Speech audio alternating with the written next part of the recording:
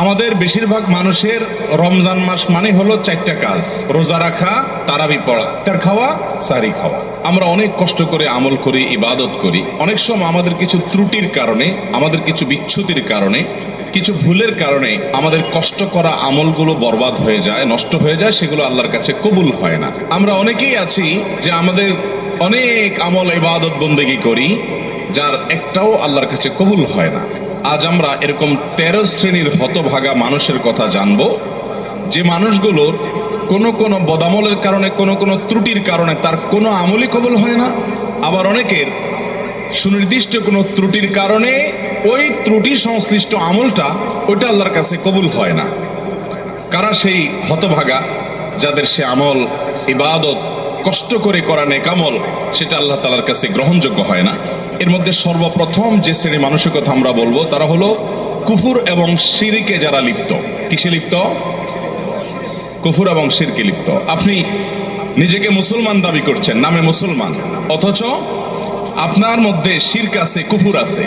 তো এরকম যদি হয় তাহলে শিরক এবং কুফরে থাকা ব্যক্তি, এই ব্যক্তি যত নেকামল করুক, সে নিজেকে মুসলমান মনে করছে, হয়তো তিনি 5 ওয়াক্ত নামাজও পড়েন, কিন্তু তার মধ্যে যদি শিরকে আকবর থাকে, কোন শিরিক থাকে, মানে বড় শিরিক, যে শিরকটার কারণে মানুষ ইসলাম থেকে খারিজ হয়ে যায়, তার মধ্যে যদি কুফরি থাকে, যেটার কারণে মানুষ ইসলাম থেকে খারিজ হয়ে যায়, তাহলে এই ব্যক্তি নিজেকে যত মুসলমান মনে করুক, আমরা সবাই হয়তো মুসলমান তাকে মনে করি, সে হয়তো মসজিদেও আসে, সে হয়তো নামাজও পড়ে, সে হয়তো হজ উমরা করতেও যায়, অথচ তার কোনো আমল, সে নামাজ পড়ুক, রোজা রাখুক, হজ করুক, জাকাত করুক, দান করুক, সাদাকা করুক, তার কোনো আমল আল্লাহর কাছে গ্রহণযোগ্য হয় না।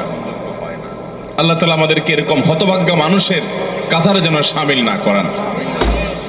কোরআনে হাকিম আল্লাহ রাব্বুল আলামিন বলেছেন, ওমাই ইয়াকফুর বাদাল ঈমানি ফাকাদ হাবিতা আমালুহু ওয়া হুয়া ফিল আখিরাতি মিনাল খাসিরিন।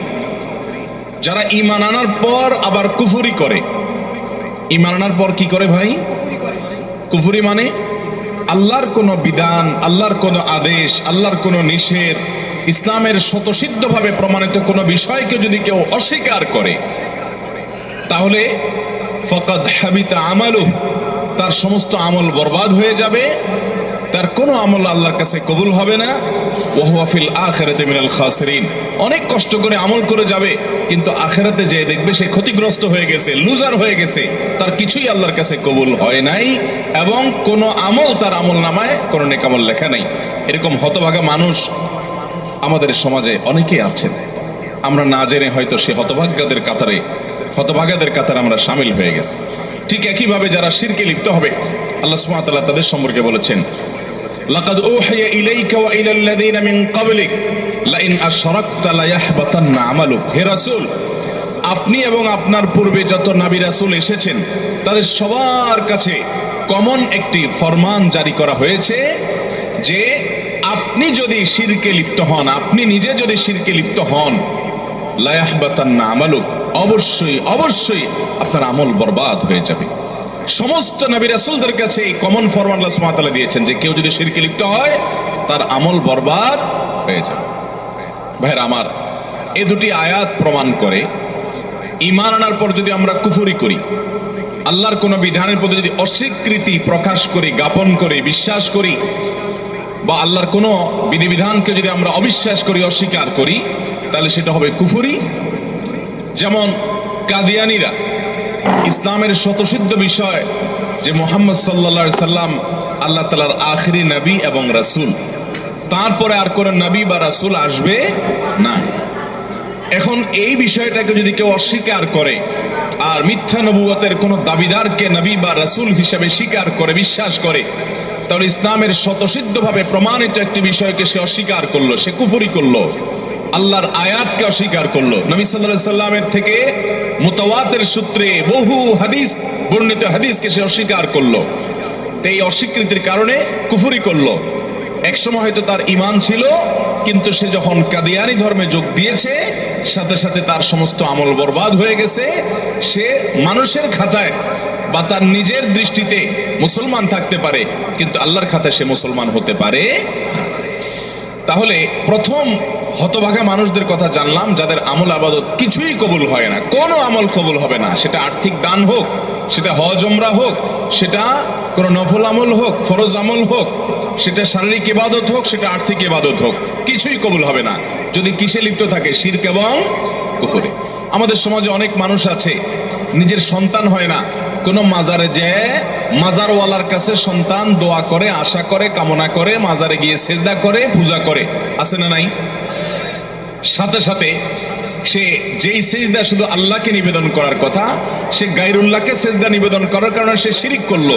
আর শিরকে যখন লিপ্ত হলো, সাথে সাথে তার সমস্ত আমল বরবাদ এবং তার কোনো নেক আমল আর কবুল হবে না যতক্ষণ পর্যন্ত সে তওবা করে, তার ভুলকে স্বীকার করে, মেনে, আল্লাহর কাছে লজ্জিত হয়ে ক্ষমা প্রার্থনা করে ভবিষ্যতে আর কখনো সে শিরক করবে না, কুফর করবে না, এই মর্মে যখন সংকল্প করে। আল্লাহ তাআলা আমাদেরকে এই ভয়াবহ আমল বিধ্বংসী এবং ইবাদত নেক আমল কবুল হওয়ার ক্ষেত্রে সবচেয়ে বড় প্রাচীরের মতো, দেয়ালের মতো বাধা শিরক এবং কুফর থেকে বেঁচে থাকার তৌফিক দান করুন। আমাদের অনেক ভাই আছি যারা আমরা শিরকে লিপ্ত না, কিন্তু কুফরে লিপ্ত। কিভাবে কুফরে লিপ্ত? আল্লাহ তাআলার কোনো আদেশ বা কোনো নিষেধ আমার বিবেকে ধরছে না। অনেক তরুণ আছেন, অনেক স্কুল কলেজে পড়ুয়া বন্ধুরা আছেন যে কোরআনের কোনো আদেশ নিষেধ সম্পর্কে তিনি নিজের অবজারভেশন, নিজের লজিক, নিজের যুক্তি, সেগুলা দিয়ে তিনি মাপার চেষ্টা করেন আল্লাহর আদেশ নিষেধকে। মেপে ঝুপে যখন দেখলেন যে না, আমার বিবেকে এটা ধরছে না, আমার যুক্তিতে এটা খাটছে না, তখন তিনি সে সম্পর্কে সন্দেহ পোষণ করেন আল্লাহর আদেশ নিয়ে, আল্লাহর নিষেধ নিয়ে। যদি নিজের বিবেক দিয়ে, নিজের লজিক বা যুক্তি দিয়ে আল্লাহর আদেশ নিষেধকে পরিমাপ করতে যায় কেউ, এবং তার মধ্যে সন্দেহ তৈরি হয় বা অবিশ্বাস তৈরি হয়, অন্য সব ক্ষেত্রে ইসলাম মানলেও এরকম আল্লাহ তাআলা কোনো প্রমাণিত বিষয়কে যদি কেউ অস্বীকার করে বা সন্দেহ পোষণ করে, সাথে সাথে সে কুফরিতে লিপ্ত হলো। এই লোকের আর কোনো নেক আমল কবুল হবে না। কিয়ামত যত নিকটবর্তী হবে, ভাইরা আমার, এই কুফর, শিরক গুপ্ত এবং প্রকাশ্য নানাভাবে আমাদের সমাজে অনেক বেশি বেড়ে যাবে। ঘরে ঘরে হবে, জনে জনে হবে, মসজিদে যাবে, অথচ তার অন্তরে আল্লাহর কোনো বিধানের প্রতি কুফরি আছে। সে মনে করে সুদ যে আল্লাহ হারাম করেছেন এটা এই যুগে আর চলে না, এই যুগে হারাম ছাড়া, এই সুদ ছাড়া কি আর চলে? সে মনে করে পর্দার বিধান আল্লাহ দিয়েছেন, এখন কি আর এটা চলে? নারীদেরকে কি আটকায় রাখা যায়? সে মনে করতেছে এটা নারীদের আটকায় রাখার মাধ্যম, সে মনে করছে এটা মানুষের পিছিয়ে পড়ার মাধ্যম। কারণ এই সমস্ত বিশ্বাসের কারণে সাথে সাথে তার কুফরি হয়ে যায় এবং তার ঈমান থেকে সে খারিজ হয়ে যায় এবং তার কোনো আমল কবুল হয় না। আল্লাহ তাআলা আমাদের ঈমানকে শিরক এবং কুফরের এই বিষ বাষ্প থেকে হেফাজতে রাখার তৌফিক দান করুন। একটা জানলাম। নাম্বার 2, যারা তাকদীরকে অস্বীকার করে। অনেক মানুষ আছে আমাদের সমাজে, দেখবেন আপনি যখন তাকদীরের কথা বলবেন, আপনি যখন ভাগ্যের কথা বলবেন, আপনি যখন আল্লাহর কাজা এবং ফয়সালার কথা বলবেন, যে আল্লাহর হুকুম, আল্লাহর ফয়সালা হয়েছে তাই এমনটি হয়েছে, বা আল্লাহর যা ফয়সালা হবে তাই হবে, এরকম কথা যখন বলেন, অনেক মানুষ আছে দেখবেন এমন মন্তব্য করেন যেন তিনি এই তাকদীর, এর কাজা ফয়সালা এগুলোকে মানে না। আরে রাখ তোর তাকদীর, আমারটা আমি দেখব, আমার ভাগ্য আমাকে নির্ধারণ করতে হবে। নিজের ভাগ্য নিজে নির্ধারণ করার ক্ষমতা পৃথিবীতে কারোর আছে? যদি থাকতো তাহলে পৃথিবীতে কোনো মানুষের কোনো বিপদ হতো? ভাইরা আমার, এখান থেকে বোঝা যায় যে তাকদীরকে অস্বীকার করা এটা হলো সবচেয়ে অযৌক্তিক কথা। যৌক্তিক বিষয়কে অস্বীকার করা। ইমানের যে রোকনগুলো আছে, স্তম্ভগুলো আছে, নবী করিম সাল্লাল্লাহু আলাইহি সাল্লামকে জিবরিল, হাদিসে জিবরিলের মধ্যে বর্ণিত হয়েছে, জিবরিল এসে বলেছেন, মাল ঈমান, হে মুহাম্মদ আমাকে বলুন ঈমান কাকে বলে, ঈমানের সংজ্ঞা বলুন। তখন নবী করিম সাল্লাল্লাহু আলাইহি সাল্লাম জিবরিলের প্রশ্নের জবাবে বলেছেন, আল ঈমান আন তুমিনা বিল্লাহি ওয়া মালাইকাতিহি ওয়া কুতুবিহি ওয়া রুসুলিহি ওয়াল ইয়াউমিল আখির ওয়া আন তুমিনা বিল কদরি খাইরিহি ওয়া শাররিহি মিনাল্লাহি তাআলা। যার অর্থ হলো, ঈমান হলো আল্লাহ, ফেরেশতাগণ, নবী রাসূলগণ, আসমানি কিতাবসমূহ, আখিরাতের প্রতি বিশ্বাস করা এবং বিশেষভাবে বিশ্বাস করা তাকদীরের ভালো মন্দের প্রতি। এই পয়েন্টটাকে নবী করিম সাল্লাল্লাহু আলাইহি সাল্লাম আলাদা করে উল্লেখ করেছেন, কারণ ইমানের অন্য পয়েন্টগুলো নিয়ে এত ঝামেলা নাই। শয়তান যত বেশি মানুষের মধ্যে সংশয় সৃষ্টি করে এই শেষের ইমানের রুকনটা নিয়ে, অর্থাৎ তাকদীরের রুকনটা নিয়ে। এই জন্য তাকদীর নিয়ে যদি কারোর মধ্যে সন্দেহ হয় অথবা তাকদীরকে যদি কেউ অস্বীকার করে, তো সে ব্যক্তি সম্পর্কে নবী করিম সাল্লাল্লাহু আলাইহি সাল্লাম বলেছেন যে তার কোনো প্রকার আমল, সে নফল আমল করুক, ফরজ আমল করুক, শারীরিক আমল করুক আর আর্থিক ইবাদত করুক, এর কোনোটা কবুল হবে না যদি সে তাকদীরকে কি করে, অস্বীকার করে। অতএব আমরা আল্লাহর তাকদীর এবং ফয়সালাকে বিশ্বাস করি কি করি না? আল্লাহর তাকদীর এবং আল্লাহর ইলম, আল্লাহর ফয়সালার বাহিরে পৃথিবীতে একটি পাতাও নড়তে পারে না এবং নড়বেও না। ভাইরা আমার, আল্লাহ রাব্বুল আলামিন সকল সৃষ্টি জগতের সৃষ্টির 50,000 বছর আগে কোন সৃষ্টির কি হবে না হবে তার পুঙ্খানুপুঙ্খ সবকিছু লিখে রেখেছেন। কত হাজার বছর পর পৃথিবীর কোন প্রান্তে কোন পাতা কোন সময় কোন দিকে নড়বে আল্লাহর ইলমে আছে না নাই? সব আছে।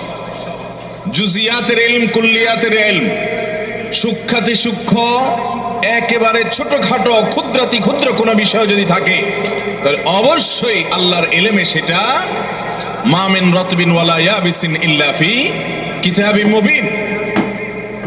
আল্লাহর সৃষ্টি জগতে শুষ্ক আর্দ্র এমন কিছুই নাই যেটা সুস্পষ্ট কিতাবে লিপিবদ্ধ নাই।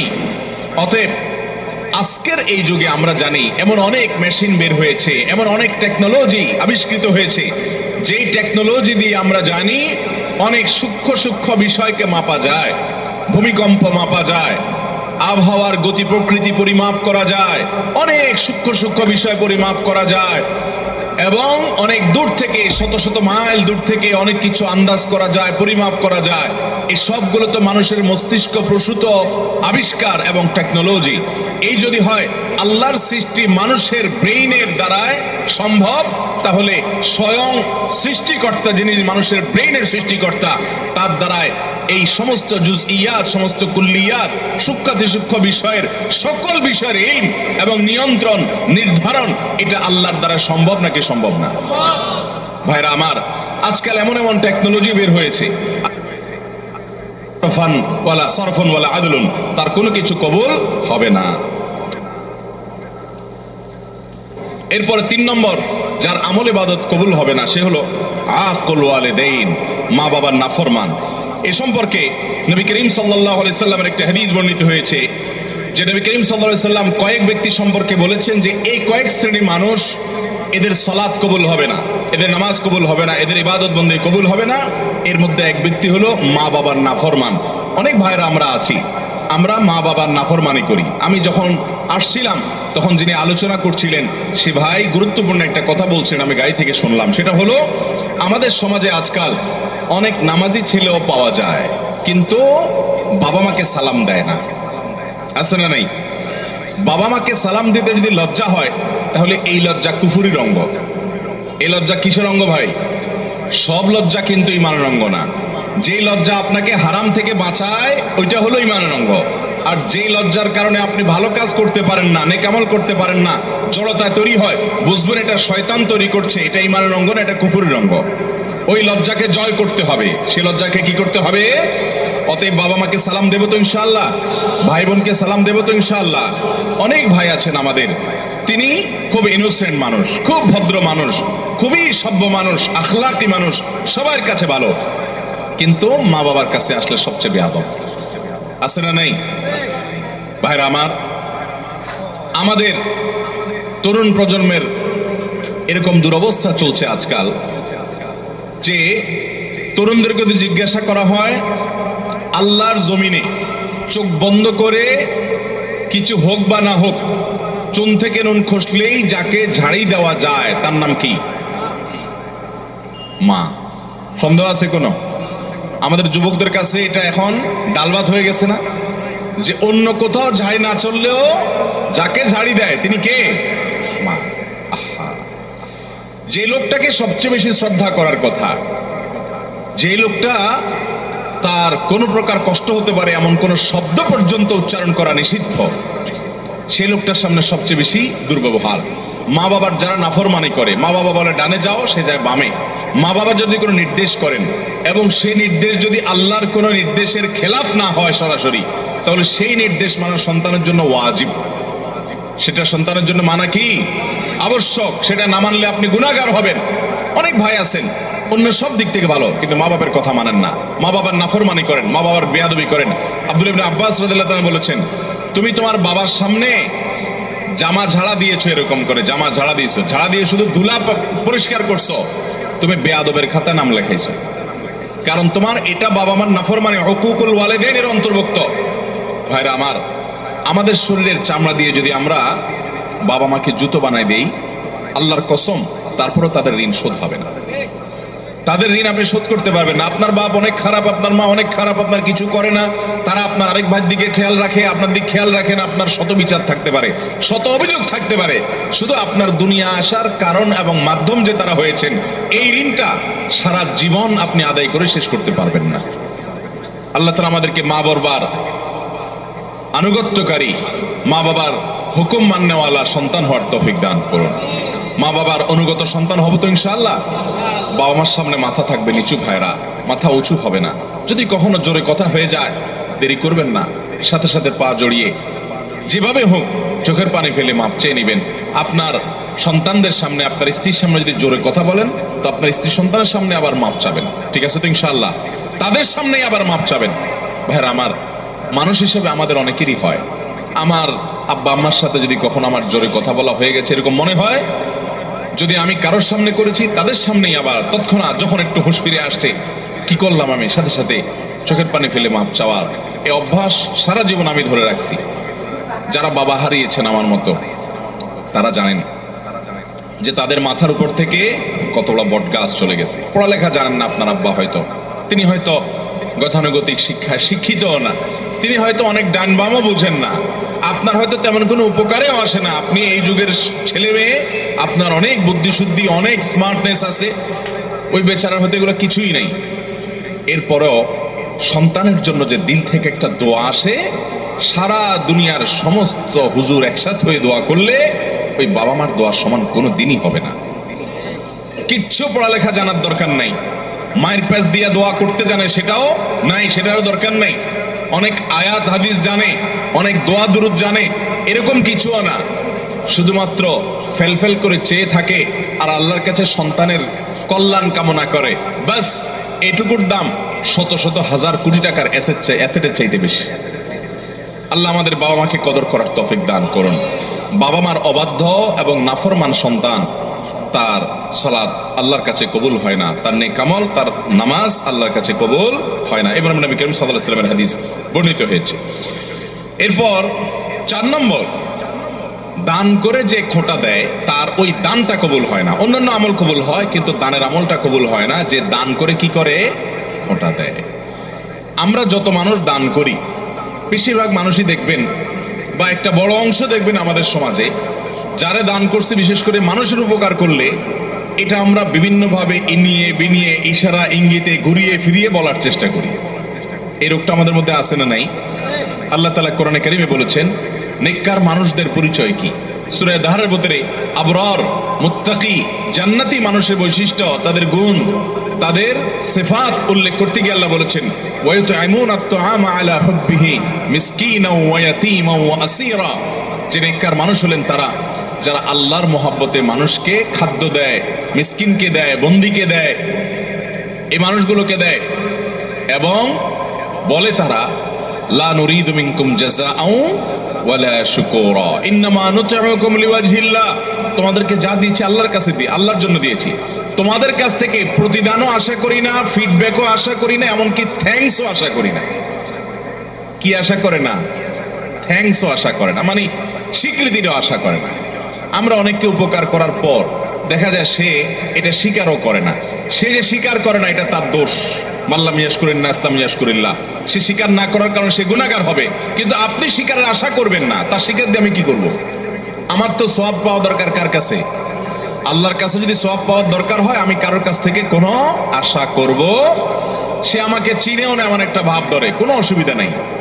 তার চেনাচেনিতে কি আসবে যাবে? আমার রব যদি জানেন আমি দিয়েছি এবং তিনি যদি এটা সংরক্ষণ করেন, যথেষ্ট। আর কিছু দরকার আছে? এটা হলো দান। এই দানের সওয়াব পাওয়া যাবে। আর দান করে যার দান করছেন তারে আপনি বিভিন্নভাবে খোঁটা দিলেন, খোঁচাখুচি করে দিলেন না, মানুষ সামনে বলে বেড়ালেন, অথবা সে যেন স্বীকৃতি দেয় এটার আশায় বসে থাকলেন, তাহলে আপনার এই আমলের সওয়াব আল্লাহর কাছে পাবেন না, এই দান আল্লাহর কাছে কবুল হবে। আমার দেশে অনেক মানুষ আছে মসজিদ মাদ্রাসায় দান করে, কিন্তু উনি আশা করে ওনার নামটা মাইকে হুজুর জোর করে বলে দেখ, আছে না নাই?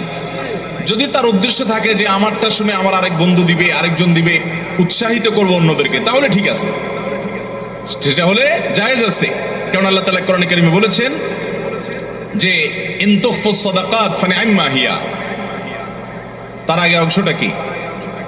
ইন তুবদুস সাদাকাত ফানি'ম্মা হিয়া ওয়া ইন তুখফুহা ওয়া তুতুহাল ফুকারা ইলা আখিরিল আয়া। যদি দান প্রকাশ্যে করো, অর্থাৎ অন্যকে উৎসাহিত করার উদ্দেশ্যে, তাহলে তো অনেক ভালো।